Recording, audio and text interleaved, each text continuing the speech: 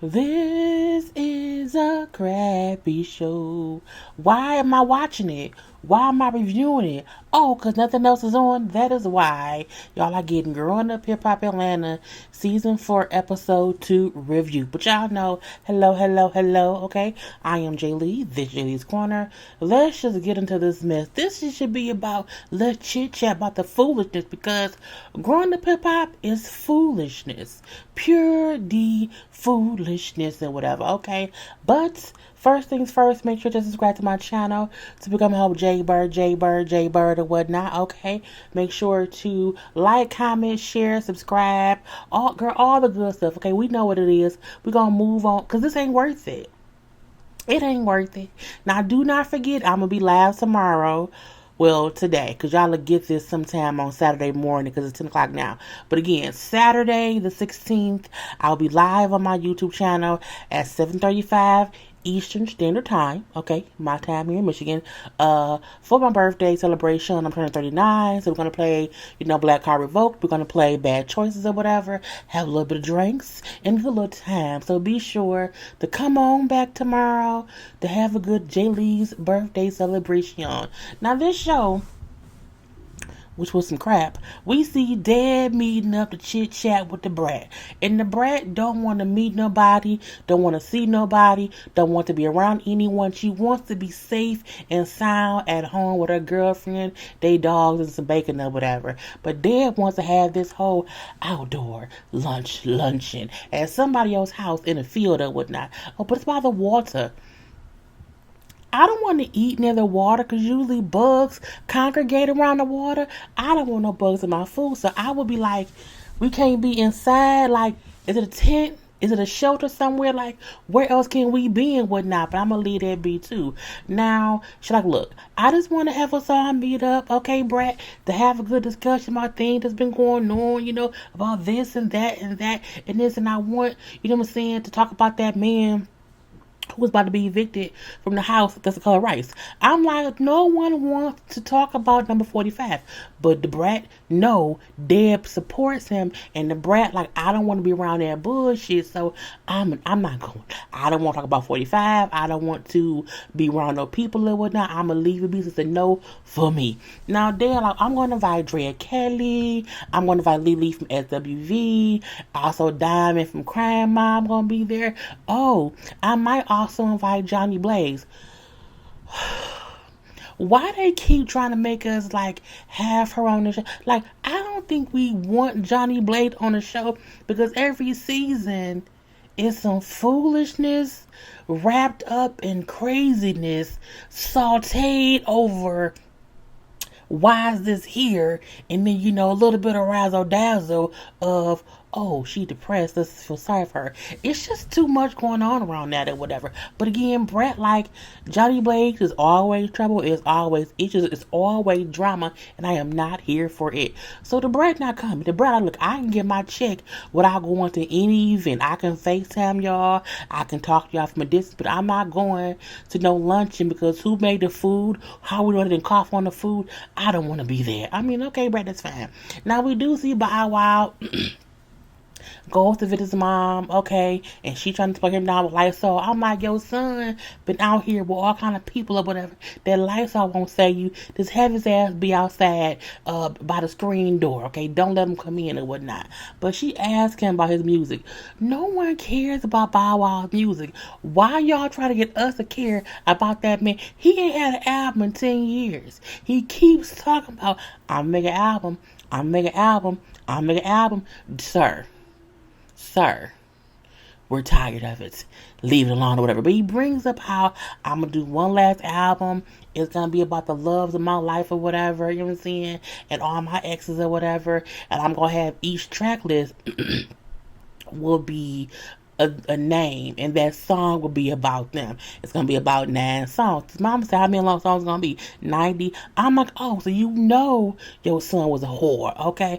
Please say no. I'm gonna have people who I was actually in like a real relationship with, not the chicks I spared or whatever. Now, he said he gonna talk about, of course, Angela.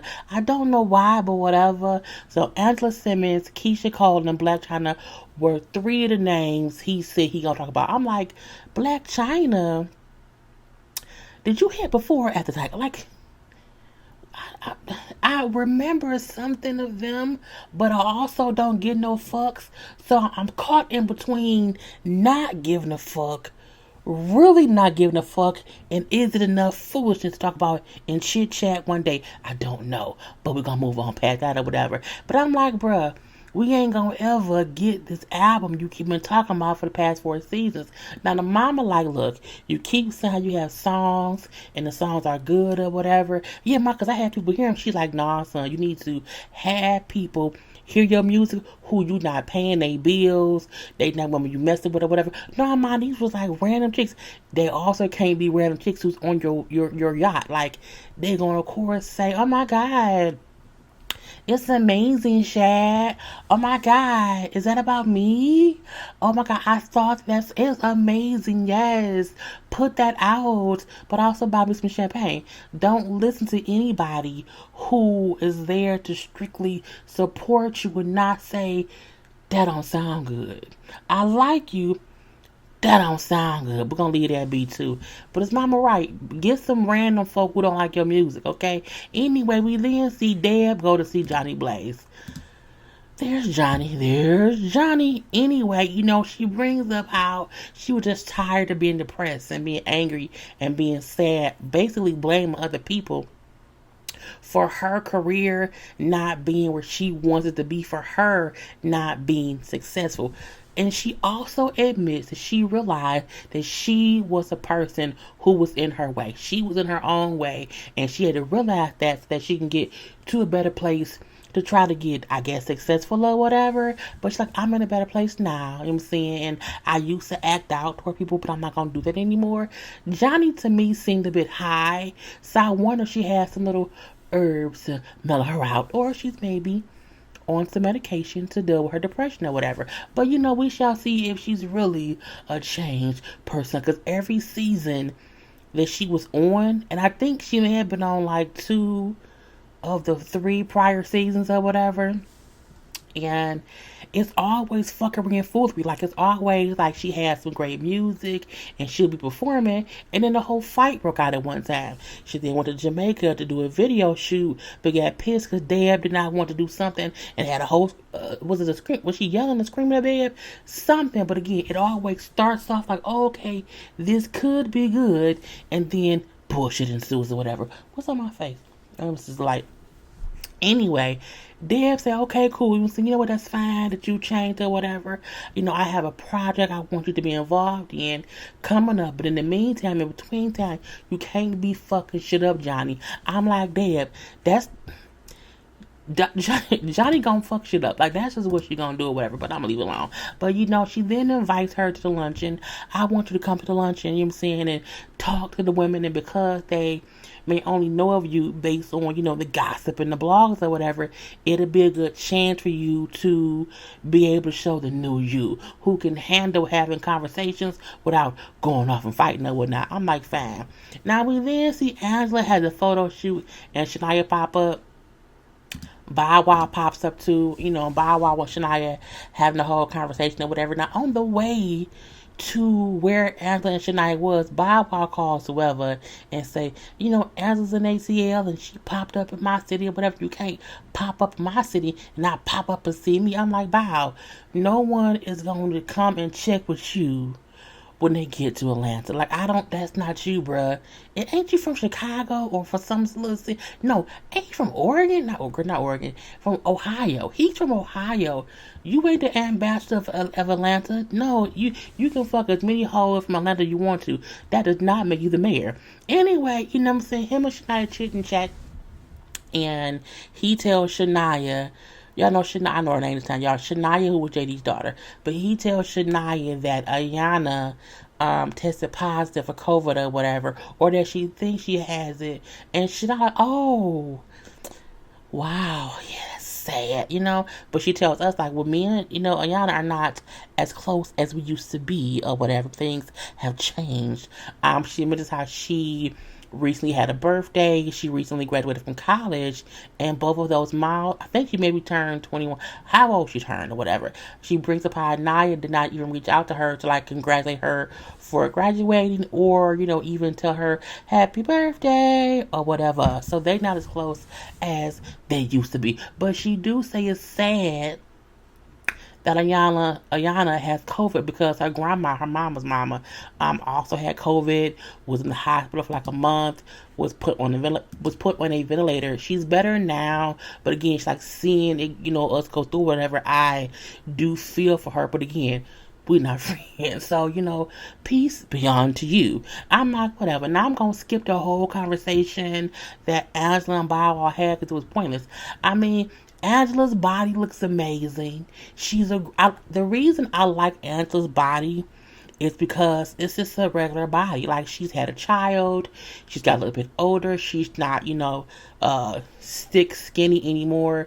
But she still looks amazing. She accepts her body. And I appreciate anybody who can appreciate themselves. Okay? Boom, pow, pow. We then see Deb wants to have this whole luncheon in this field. Okay? First of all, let me say this. I don't trust anyone. Okay? I don't trust anyone who invites you to an outdoor luncheon in the grass, and they have those set up ass chairs. As a plus size woman, those chairs are the devil, because sometimes they just weak ass chairs for our plus size bodies, and they can either break, they can sink into the grass. I don't like people who can't afford or don't want to have like regular sturdy chairs for maybe a heavier person. Those chairs right there are the devil. Okay, they is tricks, they is hoodwinks and bamboozlements waiting to happen. If anybody invites you to an event and those are the only chairs there, leave. Okay, just leave. Those are cheap ass chairs. Okay, points blank. Period. Okay, I'm gonna leave that be. Anyway, but this is an outdoor luncheon that Deb has set up for these people or whatnot. But in the meantime, in between time, as she's trying to get there, whatever, Deb is trying to call Johnny. Johnny isn't answering, okay? So she's like, I don't like us again. Deb was talking to Johnny, and Johnny said, I can't do this no more, and then hung up, which made Deb panic, because again, Johnny battles with depression. Deb then called Diamond, okay? Diamond, the crime mob, where she at? Boom. Diamond, I'm gonna tell her off in 1 minute. So she calls Deb, Deb called Diamond, girl. Deb called Diamond from Crime Mob asking her if she can try to reach out to Johnny. So Diamond calls, but she gets Johnny's voicemail. She then calls Bow Wow's producer Pimpin. I'm like, why is she calling Pimpin? So she calls Pimpin because Pimpin is her ex-boyfriend who stays in the same building as Johnny. So she's asking Pimpin, can he go down and check on Johnny, because Deb said she may be going through some things that may need some help. So can you go do that? I'm like, what the hell is this? Now, she know Johnny via Pimpin's apartment building elevator, because they were running into each other in the elevator or whatever. But again, I don't want nothing bad to happen to Johnny, so I'm hoping that Pimpin will know ain't shit up between me and him. I'm going to call him to see if he can go check on Johnny. Pimpin then say, well, right now I see the police down there and like an ambulance or whatever, so that's what's going on down there. I'm looking like, Lord Jesus Christ. We then find out that Deb called the police asking them to do a welfare check on Johnny, based on her saying she would, did not want to be here anymore, or she can't do that anymore. And then production sent a producer to her place to check on her, and Johnny was in bed crying. So she just didn't want to be here anymore, but she did not want to hurt anyone, but she's having bad anxiety. I'm like, it was so sad. It was really, really so sad. But she battles with depression. That's kind of sad. On to Diamond's outfit. I feel like, one, the outfit don't fit. The arms is too, like, the whole top looks like it's suspenders with a wheelbarrow, and it's just space. I feel like when you have that kind of outfit on, it really has to be like fitting. It can't be loosey-goosey. And that right there, look, loosey-goosey. And I don't like it. Like, not at all, I would not, okay? Now, her hat, I'm like, did she just buy the little diamond, pendant letters and just spelled out Chanel herself? I feel like, is that a real Chanel hat? Or is it just a pink hat and she pushed it on herself? I mean, because I could spell Chanel, Versace, Gucci, Fendi. I can spell it. I'm like, is it real? Her wig is nice. I'm saying, I mean, the front looked like it could be a little bit crunchy, but I'm gonna leave that be. I just, it looked like she thought I'm gonna be like breakfast. I'm gonna be fancy like breakfast at Tiffany's or whatever. I didn't like it. It didn't fit her body right. I'll say that. Okay. Her face looks gorgeous though. I love her simple makeup. Her face is gorgeous. I love the short hair, but everything else, not so much. Not so much. Anyway, Deb and her talking or whatever. Deb feels bad because of Johnny, and she brings the pot because she know Johnny battled with depression. Her son was also a person who battled with depression. Her son killed himself, and she brings up how her son would have these outcries for help. She did not take it serious or whatever. She kind of just like, oh, whatever, you found it, whatnot. And her son ended up killing himself. So for her, the reason she keeps allowing Johnny in her life because she's like, I never want to give up on her because I should have paid more attention to my son. So again, I'm like, okay, that's why Deb keeps letting Johnny just come back and back and back and back and back. But bam, we then have a little luncheon, which is not even much of a luncheon. We see a bunch of people we don't know showing up. We did not know them or whatever. Now we do see Lily, and girl Andrea Kelly show up or whatever. Ignore the fact that Lily looked like a vampire right here. It's just, I mean, she looked like a vampire. We're gonna leave that be. Now they're sitting around discussing. I guess this was supposed to be like a women's empowerment luncheon.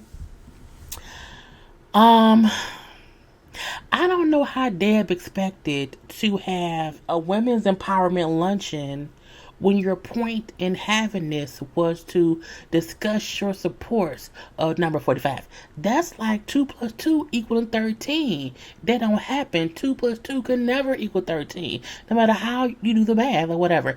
It just don't make no sense or whatever. So they talking about, how bad COVID is, how much it has affected people, because Ayana has COVID, the brat don't want to leave the house or whatever. And they are sitting outside because they can't be around each other, whatever. So they're all, I guess, kind of crazy. Even number 45 is crazy, whatever.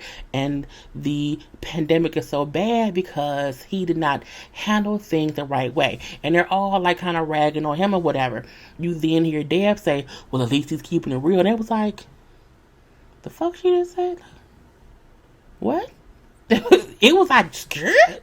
No. Anyway, she then said, I admit, I'm going to vote for number 45. I am a supporter. I am, back. I'm like, bitch, what? And they're like, oh, hell no. Because how did you have a women empowerment luncheon with all these other, I believe they were all black women, and then you are here promoting your support of that orange man who was about to be evicted from the house that's the color of rice. I'm like, what is wrong with Deb? Deb don't make no damn sense.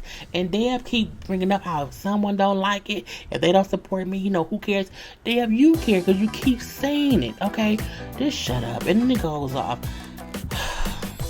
This is a dumbass show, but I gotta go. Peace.